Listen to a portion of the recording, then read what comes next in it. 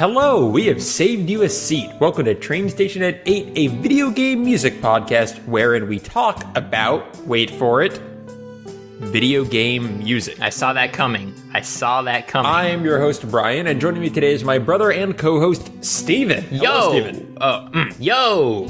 How are you doing? I am filled with the spirit of Sega! That's probably a good thing. I mean, if people are already turning off the podcast because they're just sick of us talking about Sega, that's probably a good choice because we're going to keep talking about Sega. And beyond that, just know that this might be a good chance for us to get it out of our systems for a while. Because clearly, this has been building.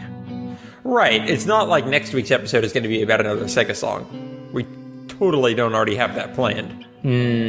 Actually, we do have that planned. But after that, you'll have a nice break. Train Station 8 actually has a little more theme to it than I implied in the intro, though we do talk about video game music. We do it in a way that's a little unique. We typically talk about one song every time. But if you're new listeners... Go ahead. I'm sorry to interrupt you, Bryan, but I was just going to say... I'm sorry you interrupted me too. That new listeners might be getting the wrong impression about that, considering our past couple of episodes. Yeah, we've been experimenting with different formats just because we kind of wanted to, and we thought it would be fun to branch out and see what other ideas we could come up with.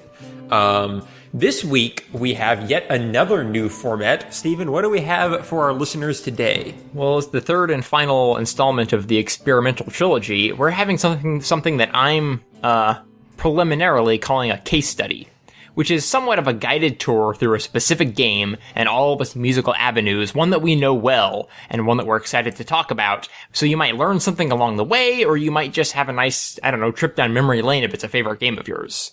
Indeed. So we bring you episode 47, a case study of Sonic Adventure 2.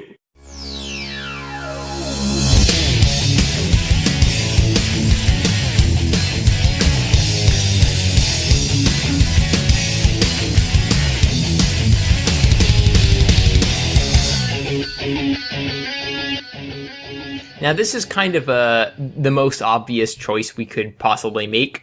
I think both of us are infamous for knowing everything there is to know about Sonic Adventure 2. But the reason... This is one reason we're doing this, though, is most people would not choose this. They would choose Super Mario World, or they would choose Mega Man 2, of Time, or they would choose Ocarina of Time. And I'm not knocking any of these. All of these have better... what would you say? Well, more cohesive they're all better games than Sonic certainly. Adventure 2. They are more, carefully composed than Sonic Adventure 2, and are all better games than Sonic Adventure 2. However, Sonic Adventure 2 is what got us passionate about video game music, and hands down. Yeah, that is completely true. We had the CD and all. It was the first soundtrack I remember buying and listening to. Mm-hmm. Yeah, it definitely was. But beyond that, not just for our personal nostalgia, I honestly believe that Sonic Adventure 2 has one of the most interesting and creatively thought out soundtracks in video game history, and I mean that sincerely. I agree. And I'm really excited to have a chance to dedicate like a whole episode to explaining why. Absolutely. So Steven, in that spirit, I'm giving you the reins. Begin our case study of Sonic Adventure 2. Okay, well, the first thing I wrote down in our notes is that Sonic Adventure 2 is the last Sonic game to appear on the Dreamcast, and the first Sonic game to appear on a Nintendo console, which was... It was really a transitionary period, yeah. With the remake it? Sonic Adventure 2 Battle, it came out on the GameCube. Yeah. So it was it was the transition game, at least in the Sonic series, between Sega developing their own consoles and becoming a multi-console developer. I mean...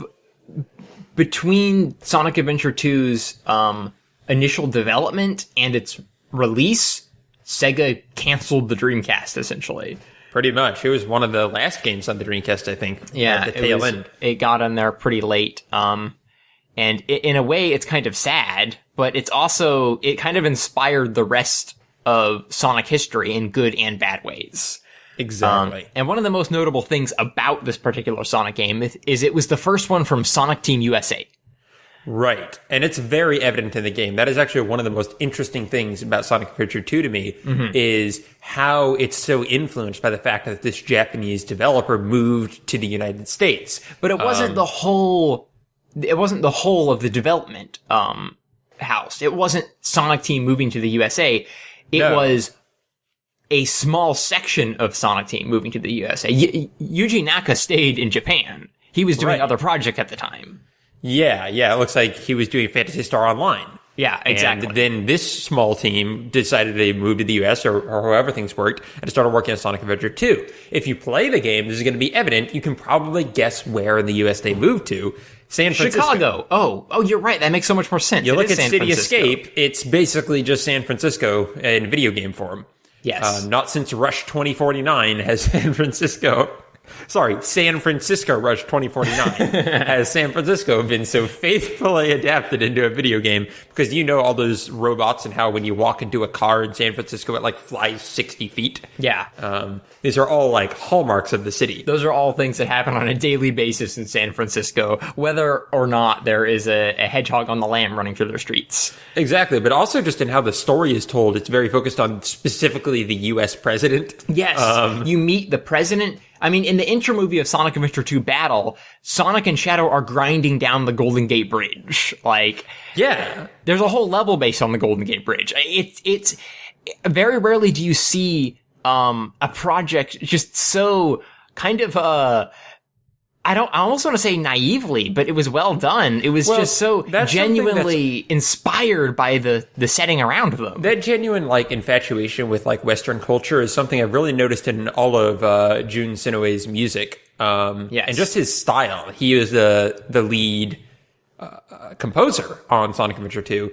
And if you look at kind of his musical style and what he's done, it's very much a Japanese composer influenced heavily by the West. The type of guitar work he does is inspired by a lot of like Western rock hits. Yes. That's really evident in this soundtrack even more than the original Sonic Adventure soundtrack. And, well, we'll get on to Jun and his music in just a little bit, but speaking of the original Sonic Adventure, I think it is worth noting that game was a pretty big hit for Sega. Right. And hence why Sonic Adventure 2 came into being. And I believe it was Takashi Iizuka who was the lead on Sonic Adventure 1. Right. And he's the dude who ran off to San Francisco with a small team of loyal Sega employees to make Sonic Team USA. And he's a really interesting guy. He started with Sonic the Hedgehog 3, and has actually been making games for Sonic up to Sonic Generations. Yes. So he's been sticking with him. I mean, Yeah. a lot of people might blame this guy for the death of Sonic, honestly, because he comes right in when people stopped liking Sonic. Yeah, he had a bunch of weird ideas. I mean, he oversaw Sonic R, so maybe that was the first sign of trouble. I don't know. He did, but he also he was the lead game designer on Nights into Dreams. So he was, in my opinion, one of the coolest guys at Sega. Yeah, I don't really know much personally about Takashi. No, but me neither. Just judging by the works that he has done, he seems cool. So, Absolutely. But yeah, and our experience specifically with Sonic Adventure 2, as we might have said before, it was one of the first games that we owned, honestly, on a console. It was one of our very first GameCube games as well. And we played it to death, played everything about it. We knew the game in and out. We unlocked all 180 emblems and found the special Green Hill stage. Everything. We loved this game. Absolutely. It was easily, we called it our favorite game for a very long time. Surpassing even the original Sonic Adventure, which we also loved. I'm still curious how and why it became that way. It was probably one of our first dozen or so games we owned for consoles.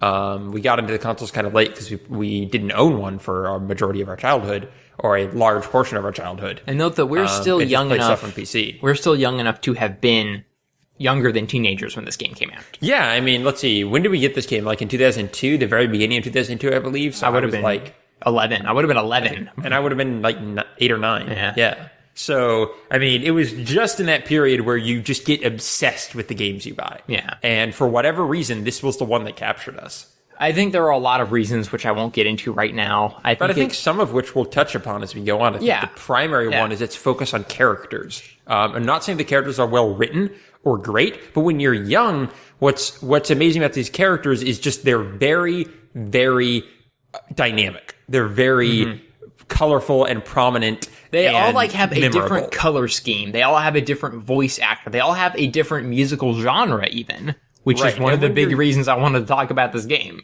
Yeah, when you're young, that's really what you latch onto, is just how distinct and interesting all these different characters are to you. Even if the actual voice acting and story is pretty stupid, you don't really care. Yeah. And I think it just captured us in a way a lot of other games hadn't. Right. I agree. So let's move back to the music, though, because that's what we're here to talk about. So what do you say about giving a little breakdown of who worked on this soundtrack? Go for it. All right. Well, it's quite a list of names, and I can't go through everyone since the soundtrack was completely insane. Largely because it took a different tact than most soundtracks. It brought in a huge group of talent and had them all do different genres, different styles. There were theme songs with full vocals for all the different characters. There were, every single song is played with live instruments. It's actually kind of insane for, like, the early 2000s. Absolutely. But some notable names who worked on it. There's Tomoya Ohtani, and he started with Sega on the Dreamcast. He started with Choo Choo Rocket.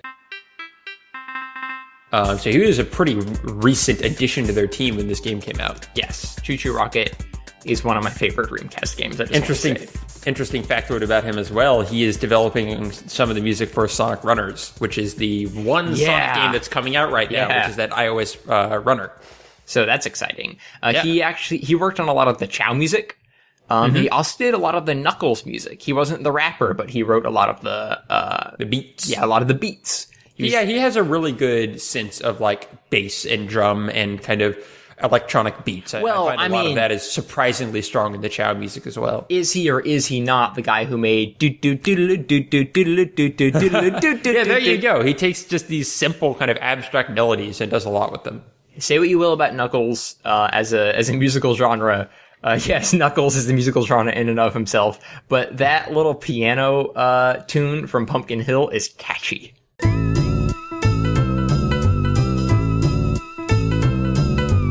Yep, absolutely. All right, but moving on, there's Kenichi Tokoi, I think is how you pronounce it. Maybe it's Tokoi.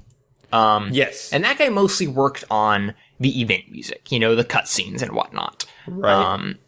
That's kind of a blanket statement, but it's the fastest way to catch you up to speed. What's interesting about this guy is he has a very jazzy style. He did stuff like Space Channel 5, Daytona, a lot of different Sonic stuff. And I think some of that comes through in the event music. And I love, especially more in Sonic Adventure 1 than in Sonic Adventure 2. I don't know if he worked in Sonic Adventure 1, but I find the jazzy style in Sega is something that permeates a lot of their games. Yeah. Yes, he did compose for Sonic Adventure 1 as well, as doing guitar and bass. And that's something I really appreciated about Sonic Adventure, the first Sonic Adventure soundtrack, is how much jazz influence was in there. And if you're even talking about the events, because that's what he mostly worked on in Sonic Adventure 2, there's that one cutscene song that has that real swing to it. You know what I'm talking about? That dun, dun. Oh, I do know what you're talking about. Yes. Maybe I'll plug it in. The cutscene music is actually my least favorite part of Sonic Adventure 2's soundtrack, but it's got some good stuff. Well, wouldn't you say that about most games, though? I think a lot of games, yes, because they're typically more like movie soundtracks, less listenable. And, important to note, most of the event music is done in a kind of orchestral style.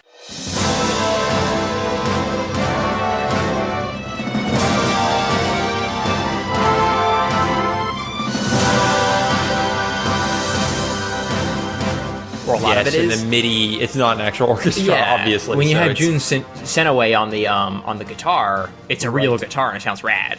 Exactly. But, exactly. And lastly, and in my opinion, the best, that's kind of a strong statement, but perhaps my personal favorite composer, other than Jun Senoue on the soundtrack, is Fumi Kumatani. Right. She did, in this game, all of the Rouge music. Interesting. A little bit of everything else, though. But her credits are just crazy. Phantasy Star Online. We talked about her recently on our Phantasy Star Online episode. We did. And we went through a lot of her stuff. I mean, she did some incredible stuff for Sonic Adventure, the original Sonic Adventure. And then, yes, Phantasy Star, Nights into Dreams, some of my favorite Sega soundtracks she's been very involved with. Yeah. I like her a lot. She did actually a lot of the best Sonic and the Secret Ring stuff as well.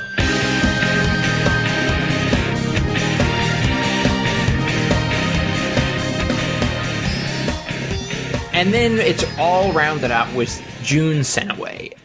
And he is involved in pretty much every single track that has a guitar in it, which is most tracks. This is probably, in terms of video game composers who are influential on my own composing, he is at the top of the list, because I started into music learning guitar, and a lot of that learning was listening to tracks from Jun and just mimicking them and learning how to play them. And I still play them to this day. They're still what I find the most fun music to play on my guitar. Yeah.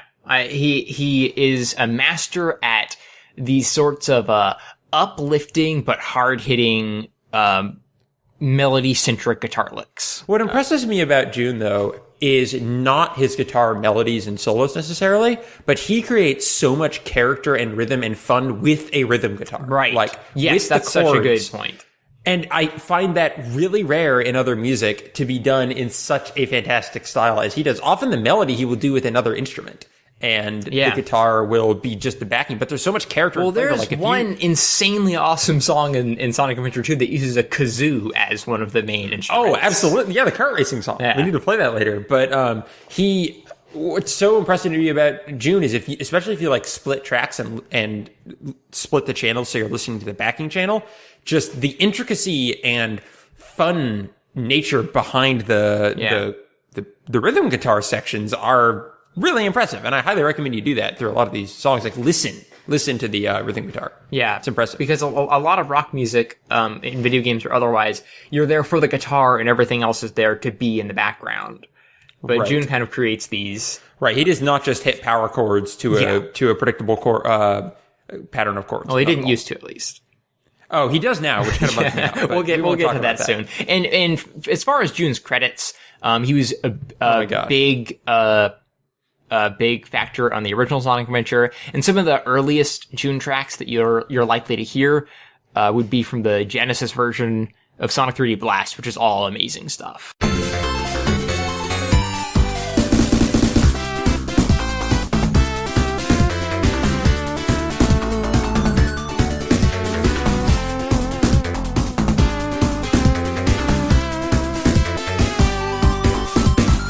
Well, he actually started work in Sonic the Hedgehog 3.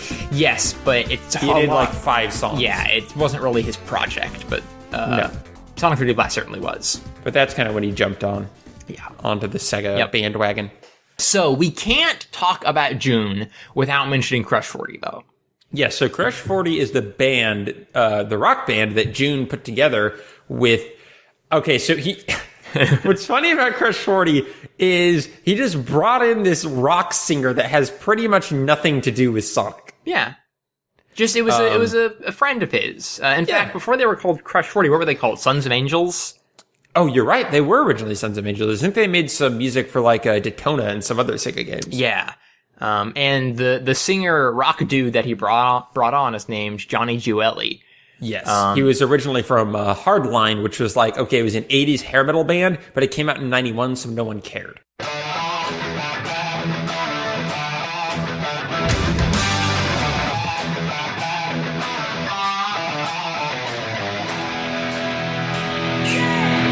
That is true.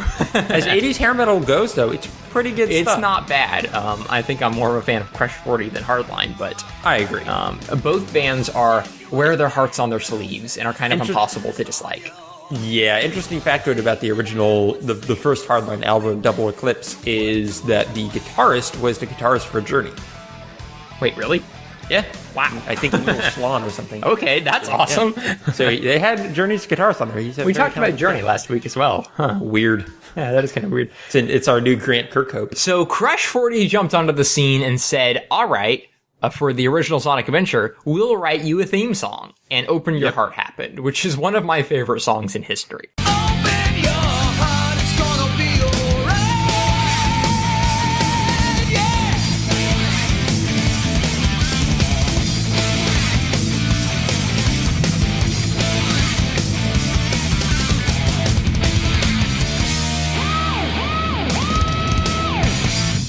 Then they pretty much made the sequel to that, which is Live and Learn.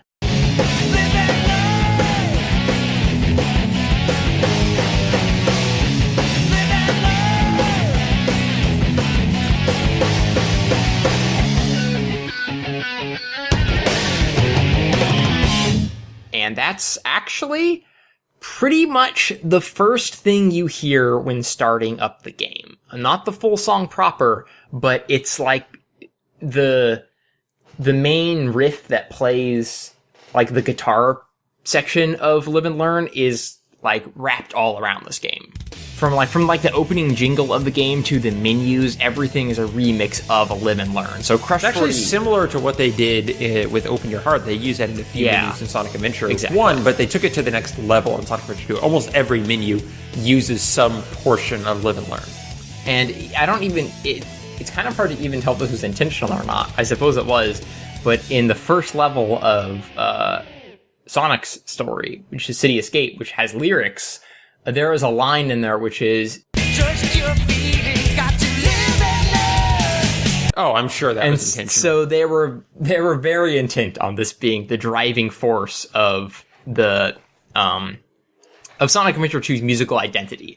And What's interesting about Live and Learn is it doesn't... Oh, sorry, were you going to say something well, important? I was, but continue your thought and Okay. then we'll move on. Is Live and Learn doesn't play in the full lyrical version. It doesn't play in the intro movie like Open Your Heart, but it plays during the final boss, the final boss of everything, where you're fighting this giant lizard in space. And it kind of feels super out of place, honestly. Like, I don't think it felt out of place. not only do the lyrics like have very little bearing on what's going on. Can you feel life? I can feel life tingling up inside. See, I'm a fan of the lyrics of Live and Learn. I just don't think they have much bearing on what's going on in the game at that point. Well, maybe you're right. I think it was kind of a fitting moment, but it was kind of absurd. I mean, it was a giant space lizard. I don't know. What do you want? Speaks to a lot of how poorly implemented the music is in Sonic Adventure 2, which is going to be a theme throughout a lot of Sega music, and especially Sonic Adventure music, is it's not mixed very well in terms of audio levels. It is often way too loud or way too quiet and hard to hear over the in-game sound effects. Yeah. So as like well put together as a lot of the music is, it doesn't integrate very well. No, it doesn't. And I think that's a really good way to summarize, Sonic Adventure 2's soundtrack and why we're talking about it. Because it tries so many insane things with a bar of quality and creativity that is so much higher than your average game. It's kind of mind-blowing. At the same time, they try so many things, a lot of them don't work. Much like the game itself. It's very Much like slapdash. the game itself, yes. It's exciting and crazy and fun, but it's so easy to pick apart. It's so easy to mock because it's just so what it is, and it makes so many blunders along the way. Yeah, absolutely. And it makes it really fun to talk about, honestly. Yeah, it kind of makes me love it all the more, but Yeah. I often find with games or music or anything, I really enjoy things that have flaws in addition to having good points, because it just makes them more human in a way. Yeah. More interesting to discuss than just gushing about how well composed it is. Yeah, that's very true. And I think that the Sonic series kind of has a bad rap in all ways, musically and otherwise, I suppose. Right, especially these games. And so we usually go out of our way to talk about how much we love it because everyone else does the other thing. Right. But I think we're going to get into both sides in this episode. Yeah, I certainly we're gonna try hope. to give it a fair shake. So yes, it's an extremely thematic soundtrack. And like we said before, that kind of comes down to the characters, right? Yep. And this is something that I don't know if I've ever seen in another game. But there are 6 playable characters, and every single one has his or her own genre of music. And that's not much of an exaggeration. They actually put different people, or different teams even, on different characters. June jumps around to pretty much, or almost all of them, because guitar work features heavily into the soundtrack, but there'll be others that are absolutely nothing like his style of rock, and other people handle that. And this is an interesting departure from Sonic Adventure 1's style, because that was just different music for each level. Right. How that game was structured is there would be some level, like let's say Red Mountain, and both Sonic and Knuckles would end up having a stage on that level. And so it would just play the Red Mountain song when they were there. Each character had their own theme song, but other than that, all the music was just level based. But in Sonic Adventure 2, every character's story has its own levels in there that are unique to that character, so they have a consistent musical style through every level they're a part of. And no other character has that music or that level. So, well, one example though, is, let's say, Knuckles. Knuckles has a hip-hop jazzy rap style, right? Yes. And when he goes to the iconic Pumpkin Hill, it's Knuckles singing about Pumpkin Hill, about how he ain't scared of no ghosts and he's gonna find the emeralds, yo. And it's all dark and spooky. Let it get to me, I'm just gonna creep down Pumpkin Hill, I got to find my lost piece. I know that it's here, I sense it in my feet. The great emerald's power allows me to feel. Shadow the Hedgehog goes to that same area of Pumpkin Hill, but he goes there in the daytime, and he's grinding around and blowing up robots and being all tough and dark and brooding, and his is this hard rock.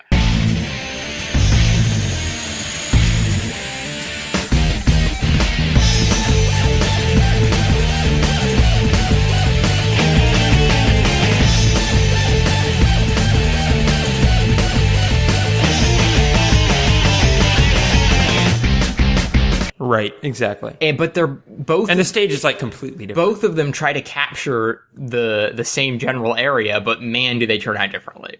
Yeah, there's like an Egyptian zone. So both Tails and Sonic, and maybe even some other characters, have levels in this like Egyptian pyramid area, but they're both very tailored to the specific character style, even though they're both also infusing, you know, that traditional Egyptian sound that video games love to use. Which is why I say that the game, despite having all of these flaws, is extremely well thought out and carefully planned. It's really hard to get this many people to work together on a single soundtrack and have it so consistent. Right. Absolutely. Like, it's ambitious and interesting and flavorful. I'm not sure I would say it's well thought out. That might be a little far. Yeah. I think that you're right. Their ideas are cool and really thematic, and they know how to make individual songs within character styles really well, but they don't it doesn't come together as very cohesive in the end. You're right. There's a certain feeling of jarringness as if a ton of stuff got cut. Yes. But nevertheless, they stick to their guns, and all the characters have never stray from their own styles. And what it is not in any possible way is boring. That's what we're looking for. It is not boring. It is never boring. I mean, except a couple Eggman songs are boring, but we'll get to that later. Yes, exactly. And so let's go ahead and jump into the first character here, unless you wanted to. No, that seems like a good idea. Maybe just since we kind of breezed by it before, this is a sequel to Sonic Adventure, so it's a platformer game at its core. But the three gameplay styles that they really focused on was kind of your Sonic the Hedgehog style speed levels. There was also shooting levels, and the treasure hunter levels return again. Right, and that actually factors really heavily into the type of pacing each of the music has. Mm-hmm. Sonic and Shadow have these speedier levels, so they'll have the much faster tempo songs. Tails and Eggman have the shooting levels, which are kind of an in-between. They're action, but you're in pretty slow machines the whole time, so they have heavy action type music, but it's also has a certain weight and pretty hard hitting. Right. And then finally you've got the treasure hunting levels where you're kind of going around this open world area for a extended period of time. And so they just go all out and just you can't even tell it's from the same game at that point. Exactly. So yeah, you're right. Let's go into the first character, which of course is Sonic the Hedgehog.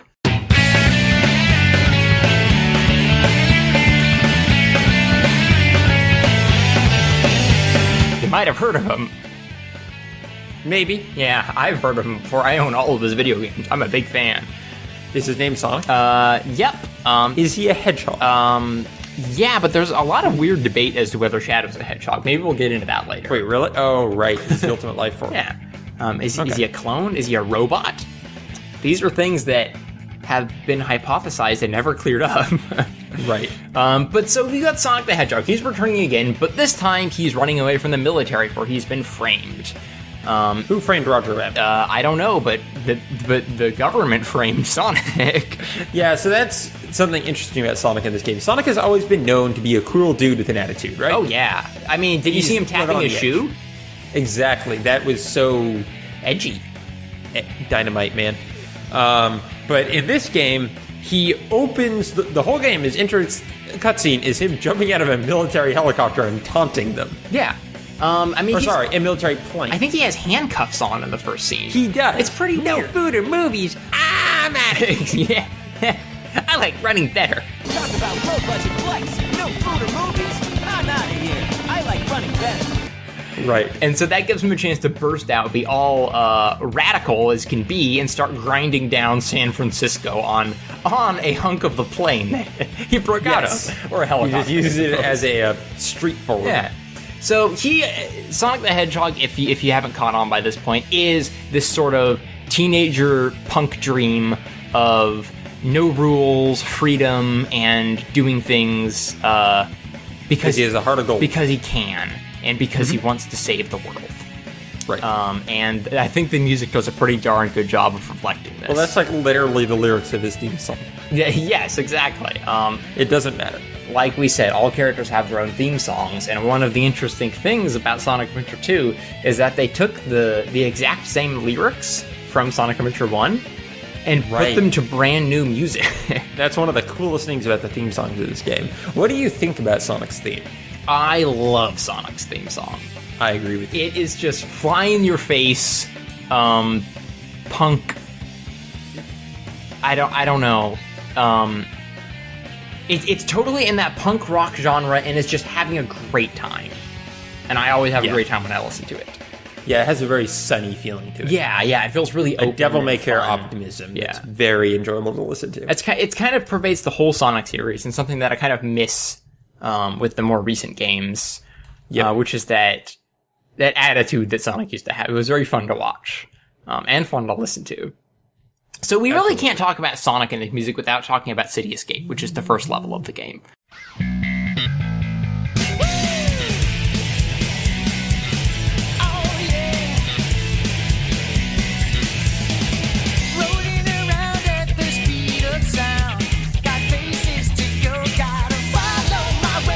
This is like the one of the most often referenced and made fun of and rejoiced upon. I love this song, okay? Yeah, me too. I love it in the 2 re-recording sessions it got for Sonic Generations. Yeah.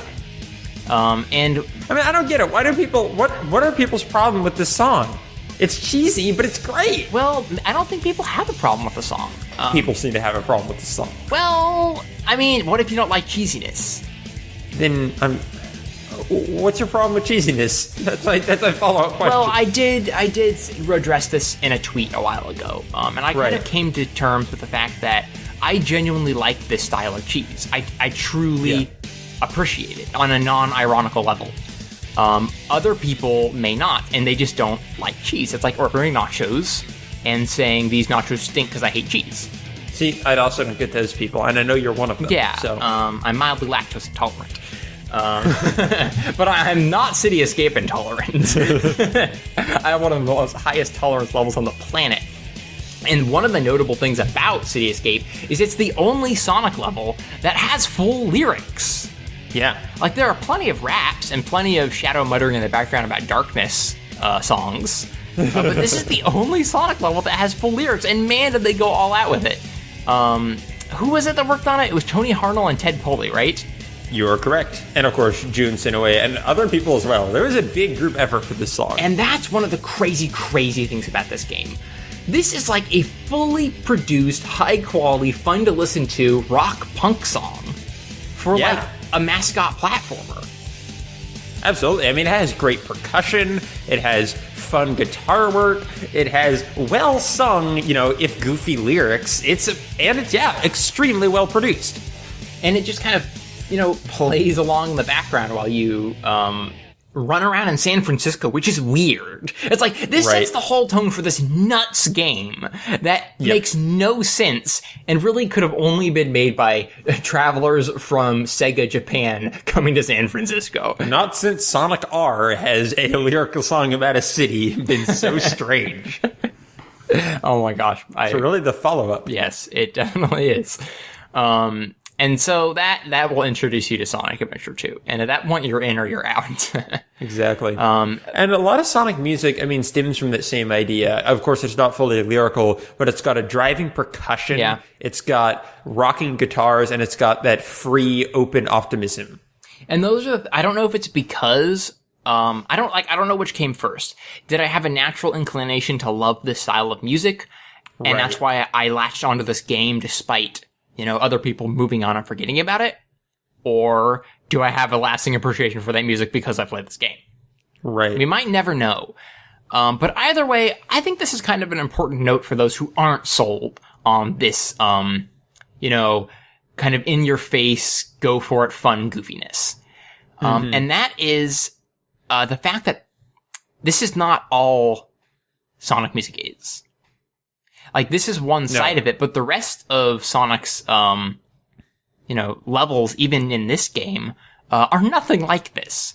They have the same guitar work. They're very similar, like I said. The core components are there. But it's not like a full lyrical cheese fest. No. They're not all punk. For example, and you move over to Metal Harbor, which is, I think, probably the best song in the game. Mm-hmm. And that's all brassy. It's kind of like a ska song.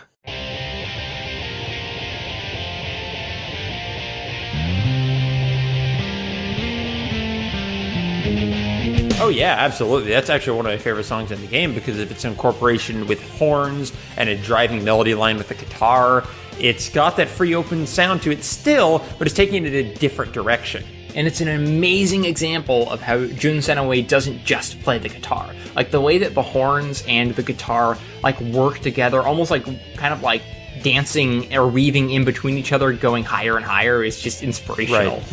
This is one of my favorite examples of Jun Senoue doing a good lead melody with the guitar, though. Yes, but also a good lead melody with a horn, or a... Yep. What's the word I'm looking for? Brass? They're good. Yeah, they're good. That's more good supporting chords like the guitar. It's, I guess the horn joins it in the melody. Oh, it does. They're both going that do do do do do do do do do do do like at the same time. Yeah, they do a really good job of harmonizing them later on as well. Yeah.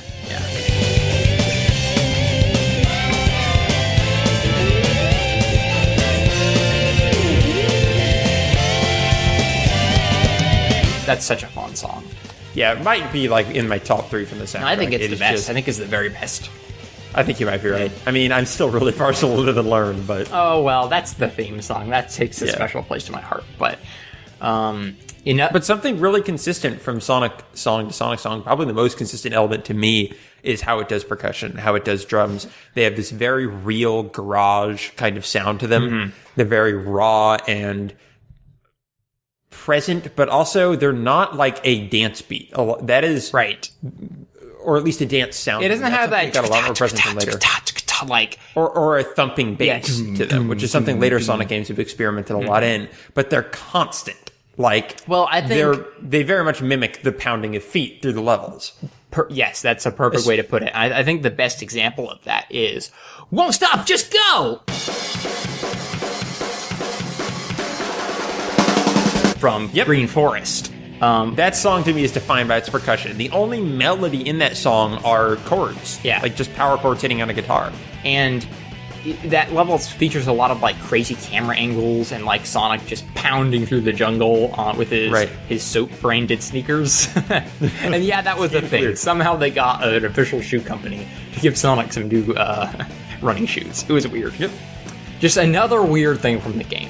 But yeah, that's a perfect example of the pace that they were going for Sonic's Sonic stages.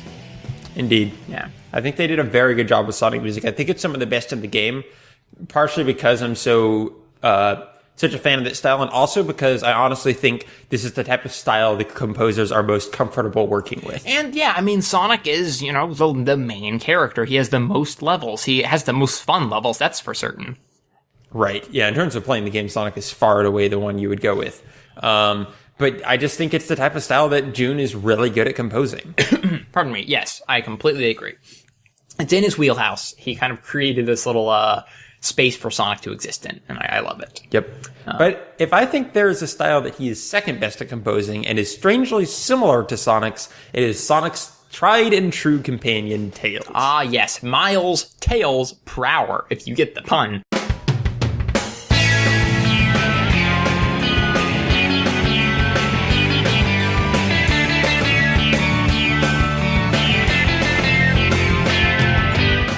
Last time we saw Tails, he was saving the world with Sonic Adventure 1 and gaining confidence in himself. Yep, so he built a giant robot. Yeah, and now his little airplane can morph into a bipedal explosion machine.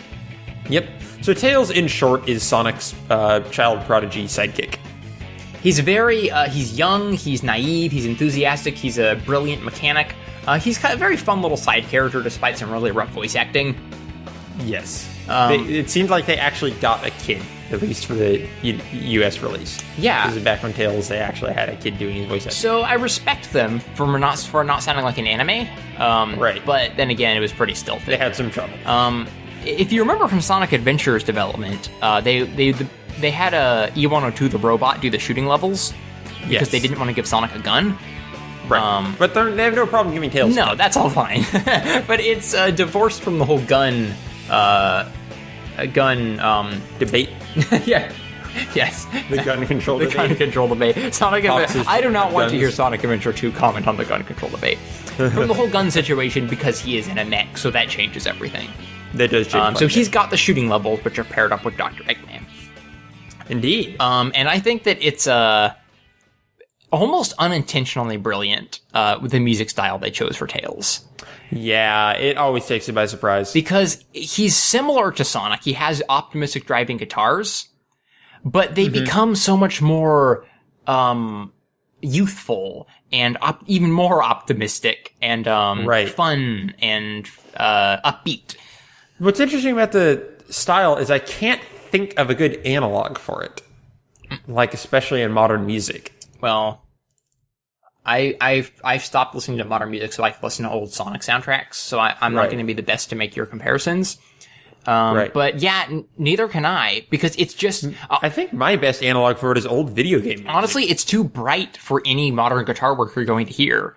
Right. It's very bright, it's also very melody-focused, but it's also got, like, this edge to it, so it reminds me of classic video games. Yeah, I can imagine some of these arrangements, like, being on the NES or something. Yeah, Mega Man or something like that. And one little aspect that I like a lot about Tails' music. Tails is I'm not really sure how to do the apostrophe there. I like that it takes the Sonic style, like really bright guitar work, but has a lot of electronics in the background. That's because Tails is all about the making of machines and, blowing up military bases.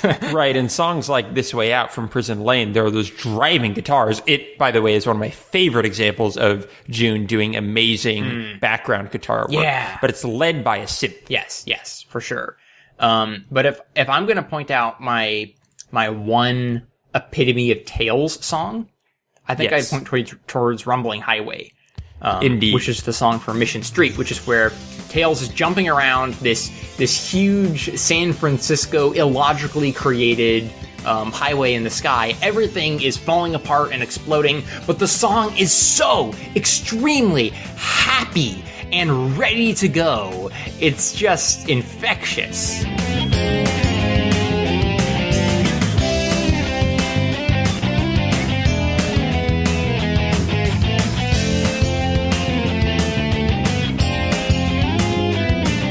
Yep, it's an example of actually one of his guitar melodies again, and it's one of the catchiest and longest in the game.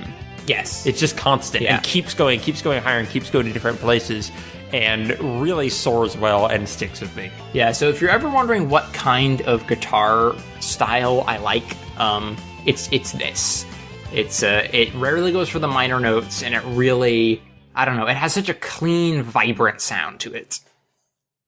Yeah, he really knows how to keep a melody going. Yeah, I completely agree. I mean, sometimes it gets a little weirder and a little different. Like, one thing that's kind of interesting for all of the music is how they handle the kind of Egyptian levels. Indeed. Where they just dip a toe into the generic, scales and notes that you are familiar with from video games in Egypt. But absolutely. There's a very specific mode and chord progression that actually I stumbled upon when writing my own music that I can't name here, but it's distinct. Yeah. And there's a little bit of that, but then, it just launches into its own guitar solo and does its own thing. And that's kind of the game in general, right? Like, it says, sure, this is the space level and this is the Egyptian level, but this is the military base out floating in the water with the rockets level, and the characters and the style take precedence pretty much over anything else. Yeah, it's this weird... As opposed to Sonic Adventure 1, where they were trying to make music for the location first and foremost. Yeah, it felt like that was going for like a classic video gamey adventure. This has a very specific, oddly dark and edgy, modern machinery kind of feel to it. It's really weird. I also think one song that isn't technically a Tails song specifically, but is within his style wheelhouse, is the kart driving song. Tails was in that level. It was totally a Tails level. But so was Rouge. That's a good point. It was a shared level. Yeah. We know way too much about this game. But it is one of my very favorite songs in the soundtrack. One that I actually had only recently rediscovered how truly good this song is. Right. At first, it seems almost too cartoony. Like, you've got the kazoos, and it's like, oh, okay, it's just kind of this bump, bum, ba-dum, bum, ba-dum, bum. But then, when you start listening, it goes so many places and hits so many high notes. It's one of the most fun songs, I think, in my entire library.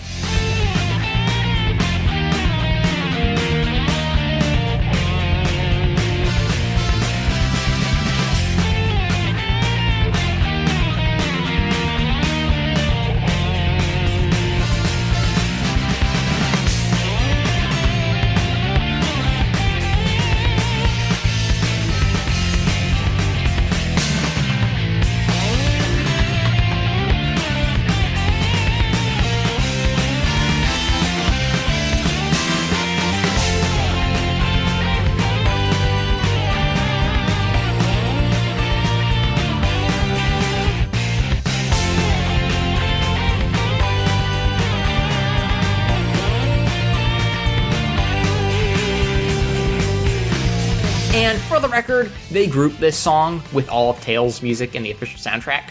Yeah, I noticed. So I think you're safe saying it's a Tails song. Yeah, I would certainly put it in that camp in terms of compositional style. So now that we've hit a genuine high point for the soundtrack, let's talk about our friend. Let's go even higher. Yeah, let's go even higher to the inspirational Knuckles the Echidna. Okay. Protector of the Master Emerald, rival of Sonic the Hedgehog, and overall cool dude. All right, so we'll get this out of the way. Yeah, Knuckles raps. Yeah, Knuckles raps. Yeah, if you listen to the lyrics, it is Knuckles singing. And when is this literally ever done in a video game? And I think that's exactly what I say about Sonic Adventure 2 over and over again. Whether or not it's good is almost beside the point. It's kind of irrelevant. Yeah, the point is they produced and hired an official, artist, a rapper, to give voice to their Echidna so he could sing about collecting the Master Emeralds. So, Steven, who is Knuckles? Knuckles was the dude who appeared in Sonic and Knuckles.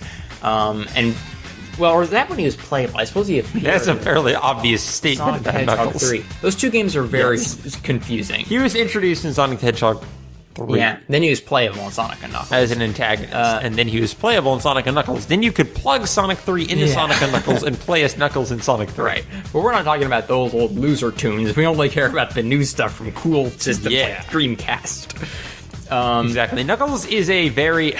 Well, I like how you described his musical style, which I think also describes Knuckles in the notes here. Rap, hip-hop, jazzy, tough. Yeah, tough is the important part. Knuckles is cool, and he knows it. He's a loner. Constantly butting heads with Sonic. He's kind of a friend slash ally. I mean, a friend slash enemy, I should say. In this particular game, he is on Sonic's team. He's on the hero side. He's a good guy, but he does things his own way. And he's going out to collect the Master Emerald fragments because he's the guy who has to protect that. But Rouge the Bat has stolen them and scattered them throughout the whole world. Well, okay, let's be accurate here. Eggman was stealing the Master Emerald, so Knuckles smashed it into a billion pieces and now has to find it. I was trying to simplify it for our audience. Yep. Since they don't know all the lore. You gotta get the full lore across. I loved it. Now, what I'm wondering is, okay, so Knuckles punches the emerald. Yes. He must be really strong, because the pieces scatter literally into space. And it's like... Oh, no, wait, they dropped that later. Sorry, literally into a pyramid. At the bottom and into like, mines, into underground mines. That's what happened. How? He is a strong dude. Like He's tough. He spits like a mic hog. Boy, does he. His plan was ambitious, not well thought out. We've been over this. But yes, Knuckles has the hard-hitting hip-hop. And in fact, they hired Hunnid-P to do the vocals. A lot of people have actually moved on to have great careers past Sonic Adventure 2. I think last time we saw Hunnid, though, it was last year. I do believe he was arrested for weapons handling or something. Wait, seriously? Yeah, I'm sad to say. Darn it. He had possession of illegal firearms, I believe. But he does some pretty snazzy raps in Sonic Adventure 2. Yep. I think the most famous is probably Pumpkin Hill, which is probably my favorite track as well. Yeah. I don't know, do you have a favorite Knuckles rap? I mean, my favorite Knuckles song was the one from Sonic Adventure, his theme song. Yeah, but they moved past that. Which is more of a jazz. Yeah, that was jazzier and just friendlier. This is more of a kind of serious, severe sounding rap. I mean, okay, so growing up with this game, we even made fun of this. No, we hated it. We hated all of the rap. From immediately hearing it, we hated it and ridiculed it. So, I mean, it's pretty bad. But here's the thing. Back then, I just thought all rap was bad. I didn't like any hip-hop. Yes. I have gone back and realized, okay, I like the hip-hop genre. I still agree this is pretty silly. But there are some definite high points. Especially if you listen to the... Well, for starters, I think that Space Trip Steps, the Meteor Herd song, is good.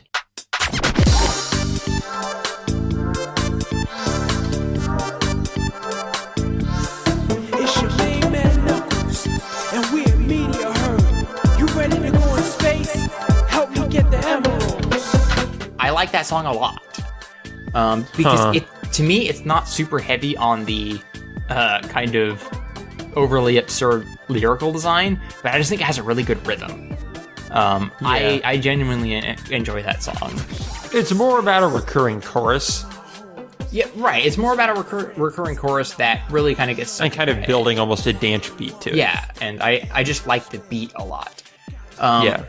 But even moving past that, like if you go for Wild Canyon, that's just... Yeah. Okay, I think we can both agree it's a pretty ridiculous song, right?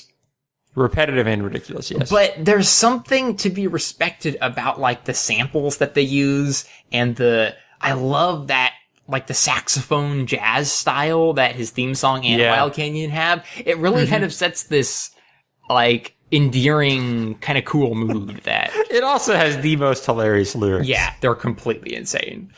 Oh my gosh, they're great, though. But personally, I think that the most ludicrous lyrics come from the Death Chamber song. Really? More than Kick the Rock? I think so, because first of all, Knuckles is chanting, Death Chamber, Death Chamber, which is just kind of scary and dark. But here's a little bit, it seems that Hunnid-P basically broke into a little skit, while this groove goes on in the background, where he's playing both Sonic and Knuckles. Okay. Saying, Sonic, what are you doing here? I heard you were on a quest to find the Master Emerald. You know me and you don't get along? And then he says, I don't think that's the point right now, Knuckles. I know how much the Emerald means to you, and I want to help get it back. Stop being stubborn and think. So I think that Sonic and Knuckles are having an argument between one another. As this really zoned out beat plays in the background.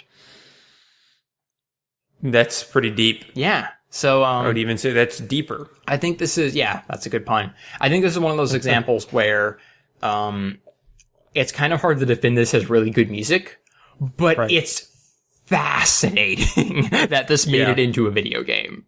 I again must question who else does this. I mean, you've got your characters singing their own songs in genres with a...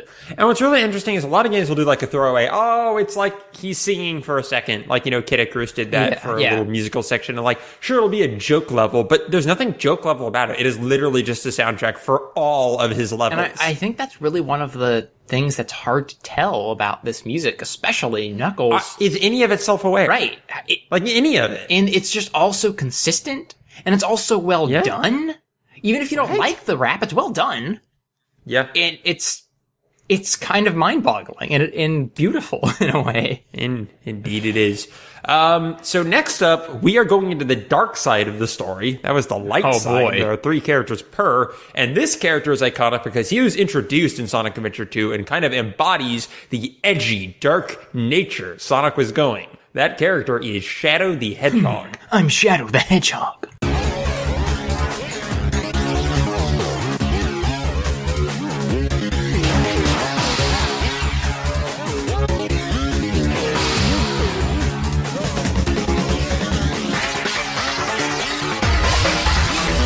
I'm the cool.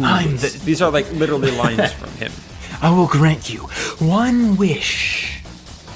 Shadow's whole style is summed up very well in his theme song, which is completely melodramatic, dark, brooding, edgy and counterculture. Really harsh electronic sounds. He is the perfect clone of Sonic the Hedgehog, essentially. Right. He is the dark version of Sonic the Hedgehog. He looks vaguely like Sonic the Hedgehog and just super self-absorbed with his own plight.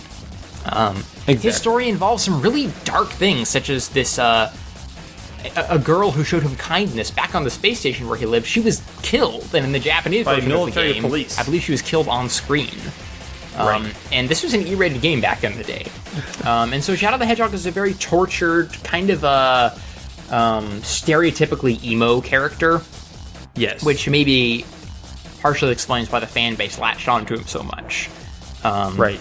So, but on the other hand, he's also quite cool, because he's got these hover boots, which is what makes him as fast as Sonic the Hedgehog. He's also black and red. Yes, he looks pretty rad. He has a really cool voice. He's black and red and black and rad. Yes, there's much radness going on.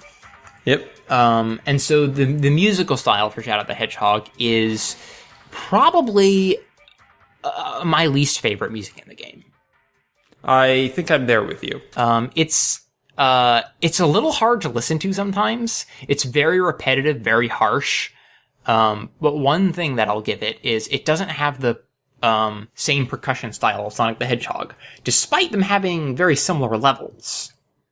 Oh no, it has very distorted percussion. It doesn't at all sound like just someone playing on a normal drum beat or a drum set. They're constantly adding effects to it and panning it in and out, and it's cool and also gives you a pumping beat to play the levels to, but it's very wrong. And there's this very electronic glide to it, like the percussion may be going in the background while the melody's going wheel, wheel, wheel back and forth, which is kind of how Shadow the Hedgehog glides around on those hover boots of his. Yeah, it all feels very electronic, very manufactured, which is cool and interesting because Shadow the Hedgehog is literally like a manufactured robot. Yeah, he's... Or a bio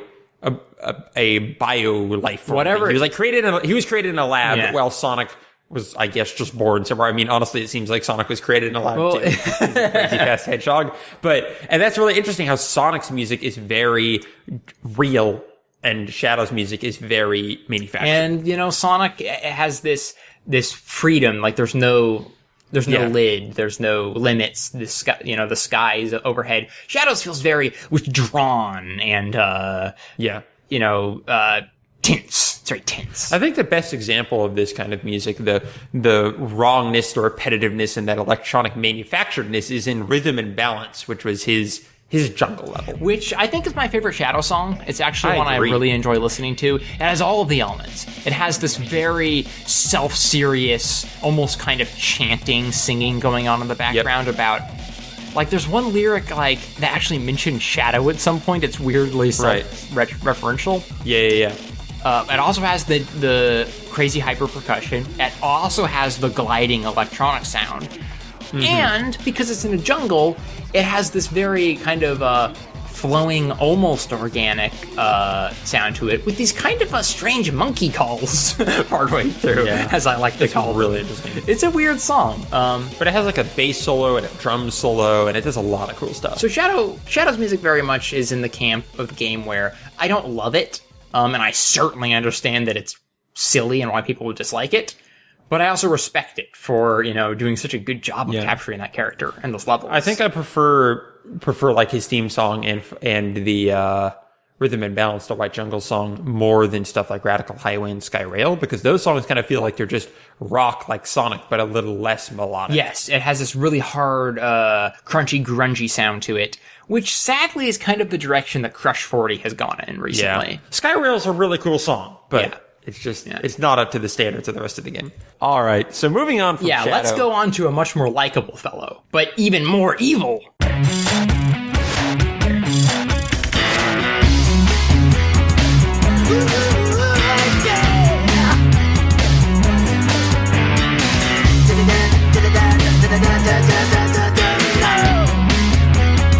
The next one is Dr. Ivo Eggman Robotnik. This guy's been around since the beginning. You get to play as Dr. Robotnik. How cool was That's that? awesome. That was specifically implemented because of fan demand, Oh, Yeah. really? Originally, he was not Nice. going to be playable. I think originally it was just going to be Sonic, Shadow, and Knuckles. Probably would have been a better game.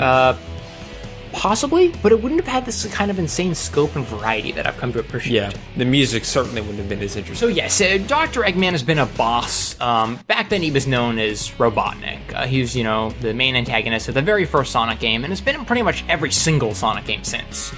But this is the first game that A, let you play as him, and B, gave you a weird dimension into his storyline.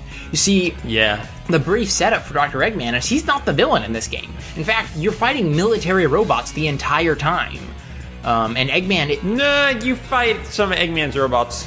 I'm going to correct you on that. Really? Yeah, in the pyramid level, that's Eggman's base. You're fighting, like, you remember getting animals inside the robots? Fair point.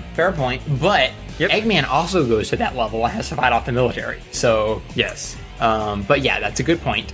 Either way, Eggman and Sonic are basically joining up to fight the military of America in this game. Right. And Eggman is very wrapped up in Shadow the Hedgehog's story as well. See, his grandfather was the one who created Shadow. Yep. And that's one of the sequences that I always bring up in this game being insane, which is Eggman's grandfather. They found an old video recording of him when he was basically confessing war crimes to the military and was shot off screen. Yep. Because he went... He was shot. He was, like, at a execution. Yeah, he was, like, giving his last words. And it was insanely dark. And I honestly can't believe that they went through with that. Man, what a weird team. Yeah. On a lighter note, I think the best part of Eggman's music is his theme song, which is fantastic. Yes. Incredible song, and it's entirely about him saying his name is Eggman, which is like just making all of the fans for Dr. Robotnik so angry. When the chorus is, I am the Eggman, there's really no getting That's around who I it. am. Yeah, he really embraced that identity, but he's just singing about his master plans and how his robots are going to take over the world, and it's, in my opinion, just a wonderfully It good is. song. It's fun. It's Great guitar solo. Fantastic guitar solo. Really like full-bodied fun singing. And Yep. that whole, I love the yeah, singer. Yes. really great. He was like that was the only thing he did in the whole game. Just sing Eggman's theme song. I think he's my favorite singer they got. I mean, apart from the Chris Rock. And it's just really fun to see this. I've always liked Dr. Eggman. I just like his visual design, his super skinny legs, and his rotund body, and he's just a cool character. And being able to play as him and see him navigate the world and his amazing voice actor, it's just cool that he got his own levels and his own music in this game. What's interesting about his music is it's another rock. I mean, it uses a very similar instrument set to something like Sonic or something like Shadow or something like Tails. But it has an industrial sound to it that the others don't. Yes. It's a hard rock mixed with a lot of metallic percussion. Yes, yeah, and the percussion is like creatively implemented to emphasize how much he loves to blow everything up. And build robots. Like on the first level, like the song opens with that like a machine gun or something. Yeah. It's really cool stuff. Yeah, it's constantly introducing these different, very harsh electronic, but instead of this manufactured, like, smooth electronic vibe that Shadow goes for, it's very industrial, it's very thrown together, it's very chaotic. And the levels are mechanical. Super chaotic. Like you're locking onto Yes. everything and firing That is missiles. one of my biggest problems, is you can't hear the music very well on the levels because your targeting laser, which you have on through most of the game, makes this piercing sound. Yeah, it's just That drowns out a lot of the music. the whole time. It's tough to hear. Yep. But yeah, it's okay. But hey, let's take a step back though. We got a little overexcited talking about how crazy and fun Eggman's music is. They do a really good job of slowing it down for a level called Lost Colony.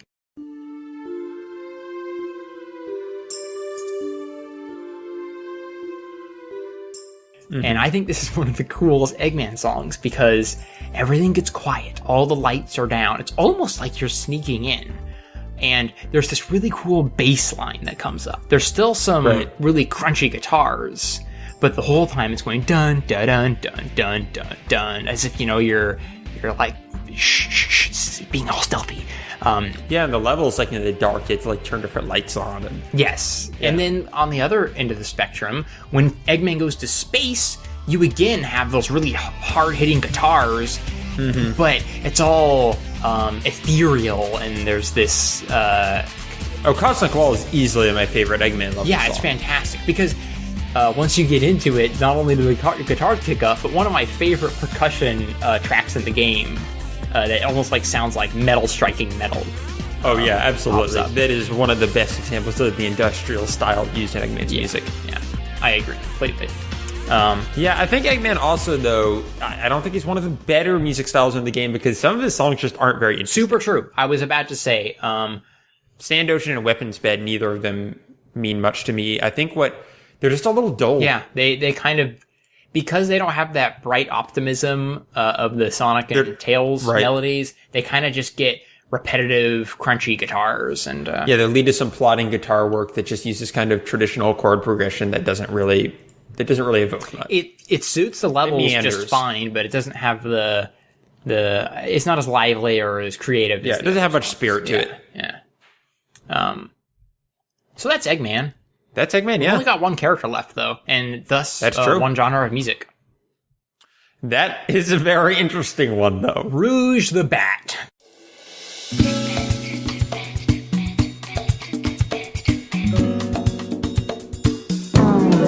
Government the second spy character created for the and game. double agent, or something like that. Rouge the Bat is weird. She's kind of infamous for being almost completely unnecessary and kind of creepy. I've never liked Rouge.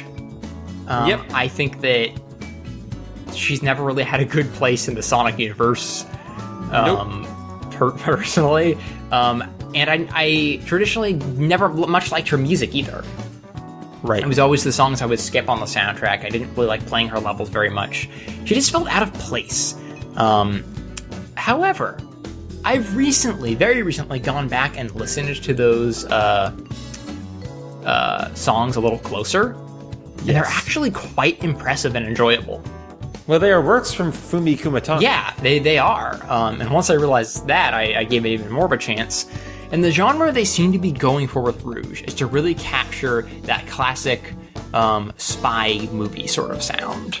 Absolutely. And that's when it clicked for me. I think it might have been on podcast that I was floundering for what style this was. And it is totally spy movie. So you've got like mallets and kind of female vocals coming in and out. And I don't know how to, explain it other than just to say it sounds like you're sneaking around in the 70s or something. Right. And some jazzy horns, those are key. And once I started listening to the background a little more and listening to how all the instruments worked together and kind of, because back then when I was a kid, I didn't really get that trope. I didn't really get what they were going for. But now with hindsight, it's actually really impressive that they said, 1/6 of the game's levels should have this entire style that could, support a full game. I agree with you. I've totally turned around on it. Yeah, it's almost like having new songs because I haven't listened to them 100 times each. Exactly. I was actually doing a little bit of research on Rouge. Well, not on Rouge herself, but the singer who did it, or did those songs. I believe her name is Tabitha Fair, and she's still singing. She's still. She wasn't arrested for weapon possession or something? Nope, not even once as far as I know. She's actually... Well, that's because she's too discreet. She's a spy. Of course. I think I kind of feel sorry for her though, because there will be, like on her YouTube videos, there will be amazing voice, like, oh man, you're one of the best, and someone saying, you did Sonic Adventure too! So she can't really escape that. But you can't get away she's from very it. Nope. talented. I think she's a really, really good singer. And I don't think I gave her enough. She mostly just did da-da-da-da-da kind of stuff. Unless she also did the theme song. I'm not sure if she did Rich's theme song. Did the theme song have a lot of full singing though? Yeah. It was full lyrics. I don't remember it very well. Okay. You know, the whole slipping to the mystery of the night or whatever? That's totally right, that's confusing. right. Okay. Almost... I just remember the chorus. Yeah, it was weird stuff. Yep. But yeah, this is music that I recommend going over to... Actually, go over to Amazon or iTunes. The soundtrack is available there. And Rouge's music is totally worth listening to. One section that I had always kind of ignored before is from... what's the space level for Rouge? Mad Space. Okay, that's self-explanatory. I really like the strings and violin work on that. I think it's just really, really evocative and fun to listen to. I think my favorite though, I'm trying to find it now. Okay, that's the one I was listening to. It was Dry Lagoon, which is the first level. Right, that one might be the best. And there's just a lot of creative, funky, jazzy work going on to this song. Yeah, the wind instruments in that are also really good. Yeah, they really are.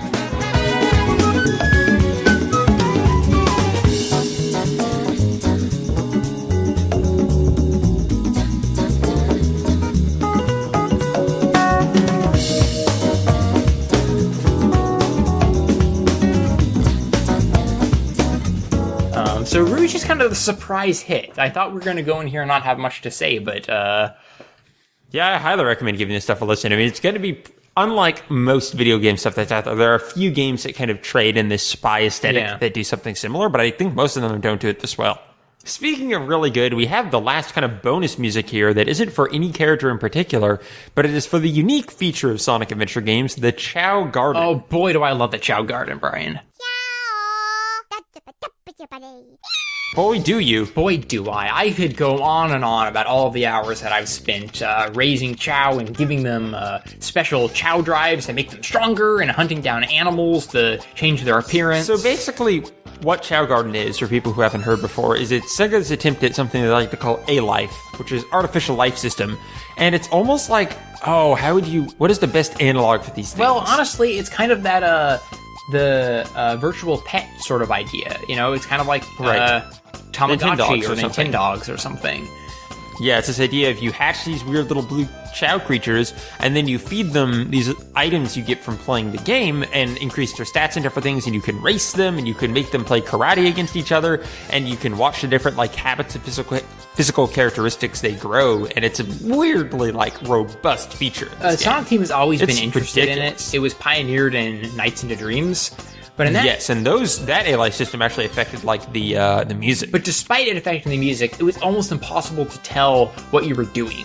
It was very organic and behind the scenes. Chow Garden... And it required you to run around on the ground floor, which no one wants to do at nights. Chow Garden is the opposite, where they will specifically pull you into this world once you find secret items and levels, and say, let's take a break from this strangely dark, edgy, militaristic... scary world with a giant space lizard, and come to this whimsical, non-canonical fun land where the cute little Chow are running around all over the place. You can go to Chow Kindergarten and just have the time of your life. Yep, exactly. I think one of my favorite things about the Chow music is how it's named on the soundtrack. They have some mixes of Chow music. One is named Chow's Doki Doki Banana Chips Run Mix, and the other is named Chow's Whack Whack Up and Down the Ground Mix. I forgot about that one. Could you say it again just because I forgot? Sure. It is Chow's Whack Whack Up and Down the Ground Mix. Most of the Chow music was made by Tomoya Ohtani and Fumi Kumatani, two great composers. They don't need a lot of crazy guitar work for this because it's all about just fun quirkiness.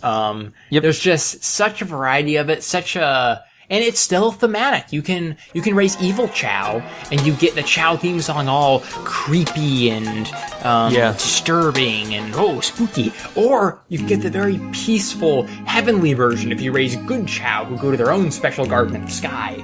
It's really good stuff that any like cartoony, family-friendly 3D platformer would want to have. Yes. Like, this is great stuff. Actually, the one Chao song Jun Senoue did work on is the tutorial music. If you read about Professor Omochow's...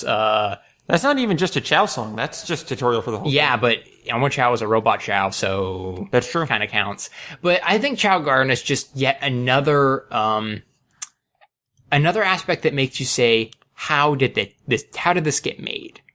Yep. Like, how did they put so much work into this side project? And not only did they put a bunch of effort into it and take a bunch of risks with it, but you can tell they had so much fun making it.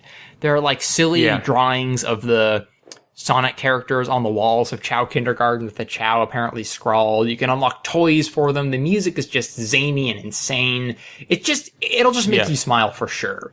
And just yet another little yet surprisingly huge facet of Sonic Adventure 2 that's worth experiencing. For show, or I should say faux show. Yeah. All right, so that's Chao. That brings us on to the end, actually, of Sonic Adventure 2. I believe so. I think we finally got it out of our system.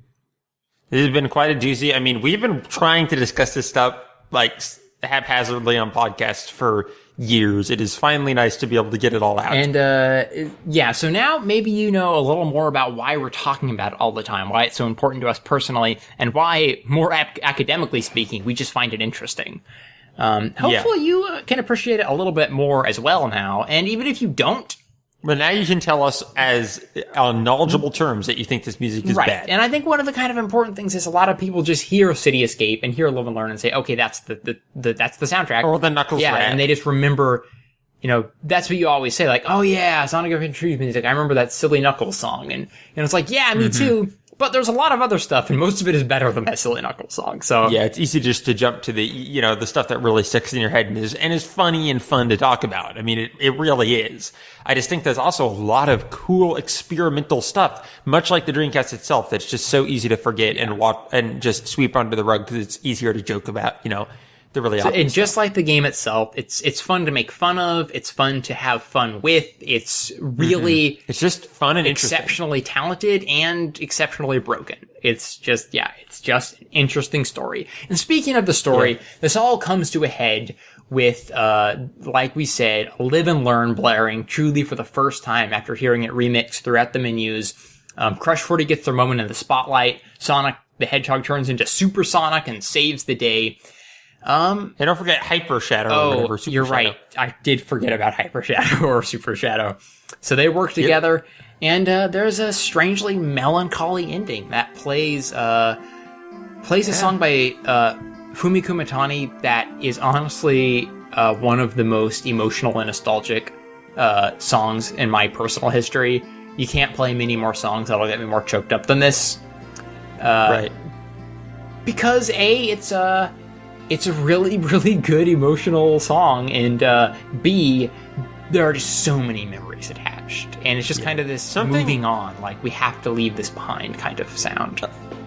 A last interesting note about Sonic Adventure 2 music is if you followed the history of one of our video game podcasts, Disembodied Voices, you would have seen that we've made a lot of different fun audio dramas with ourselves and the panels to that podcast. Just goofy scripts that we read off and had a great time with and edited and so forth. Where they actually got its start is we used to do audio dramas just on a tape recorder when I was like 8 or something. And our backing music was from Sonic Adventure 2. That's what originally we used to make our weird little audio dramas. So we wouldn't make audio dramas about Sonic Adventure 2, but the themes from it would just leak into all of our dramas. Right, with all these original characters that we'd created from our own little world. And they are the same characters that we feature in Weird Webcomic now. They're characters that have been kicking around in our heads since we were kids, as you can probably tell on a Weird Webcomic, which you can find at whalesorrails.com. But it's characters that, or rather, the music is music we listened to. We just sat around that sound test and played that music for hours and hours and hours as we came up with different weird stories to create out of it. So that's one reason it sticks in our head so much. And one reason I'm really convinced that it just does have this like vibrancy to it. No other game would get us to do that. And that's super true. It has personal attachment to us, but there's also something a little deeper in there. We had lots of Nintendo games that we kind of could have tried to do that with, or just other games out there, but nothing else could capture our interest. Later Sonic games couldn't either. It was just like, Sonic Adventure 1 and 2 was this like special spot where they were just creating incredibly arresting, fun, weird, zany, and just varied. So this finished the oddly dramatic story of Sonic Adventure 1 and 2, which set up the whole series for the next game, which is Sonic Heroes. Which tried to continue the plot, but really didn't go for it. It didn't have the same dedication. No. It didn't, it kept the guitar-driven fun music, but it just didn't have the same weight, the same creativity, the same variety. And we picked up on that right away when that game came out. It just was never the same. It was probably, arguably a better game than Sonic Adventure 2. Certainly more consistent. Yeah. But it wasn't as interesting, and it wasn't as fun, and didn't nearly mean as much to us. And Sonic ever since then has become a much more like traditional video game. Up to the current day we live in, where, I mean, I'm pretty sad to say that there are just kind of somewhat generic runners coming out, and, essentially a Mario Galaxy ripoff, to be honest. Well, that more reason than Sonic Boom. And Sonic Boom, which, is trying to capture a new generation now that we've grown up.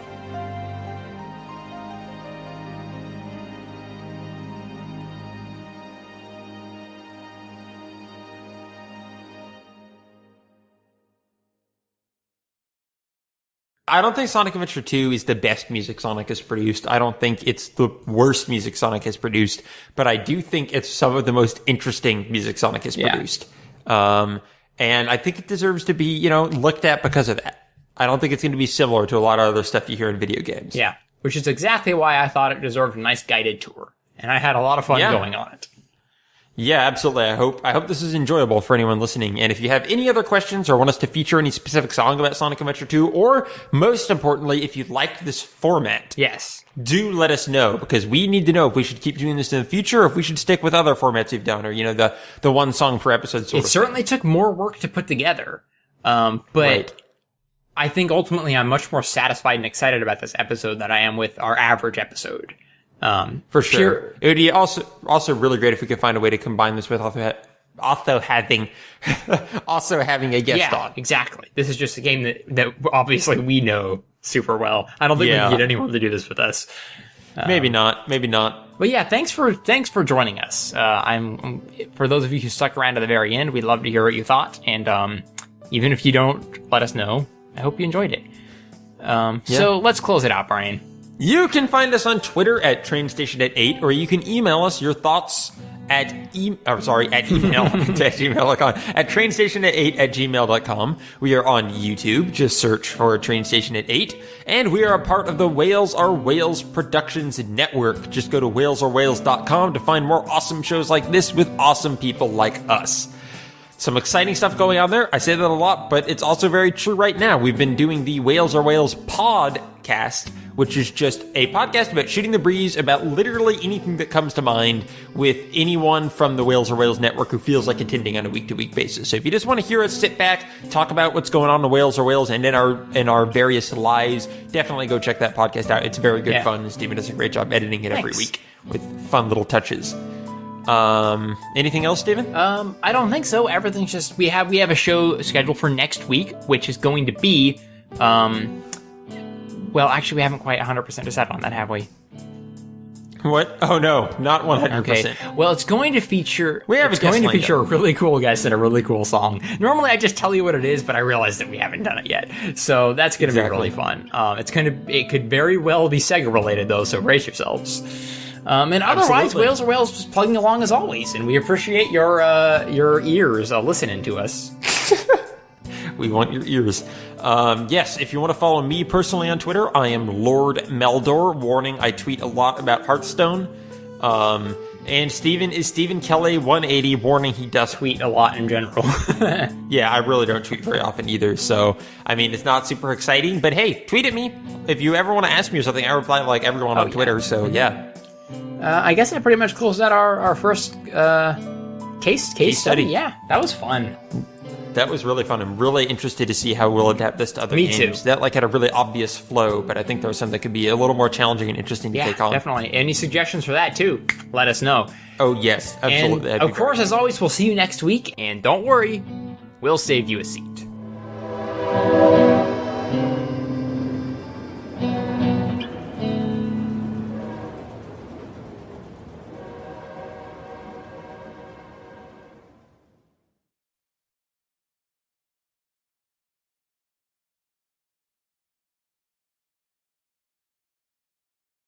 Okay, I'll be right back. I need to refill my water. Okay. Well, folks, let me give a dramatic reading here of Wild Canyon, the lyrics. Let's see here. Kick the Rock from Wild Canyon. There's a really good part of it I need to find here.